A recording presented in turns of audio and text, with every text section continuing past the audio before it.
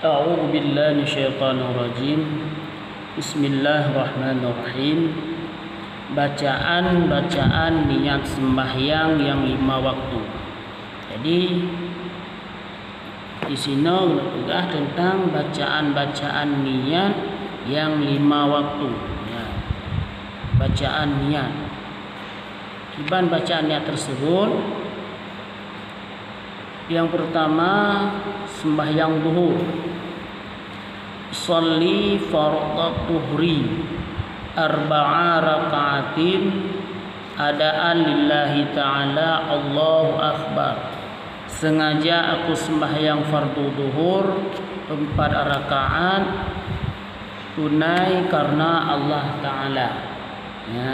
Niat lafai niat sembahyang zuhur. Kemudian yang kedua sembahyang asar. Usolli fardal asri arba'a raka'atin adaan lillahi ta'ala Allahu akbar. Sahaja aku sembahyang fardu asar 4 rakaat tunai karena Allah Ta'ala. Kemudian yang ketiga sembahyang maghrib. Usolli fardal maghribi rakaat salasa rakaatin adaan lillahi ta'ala Allahu akbar. Sahaja aku sembahyang fardu maghrib 3 rakaat tunai karena Allah Ta'ala. Kemudian yang keempat sembahyang isya.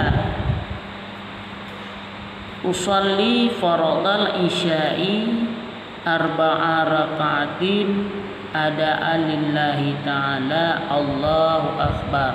Sahaja aku sembahyang fardu isya 4 rakaat tunai karena Allah Ta'ala. Yang terakhir sembahyang subuh.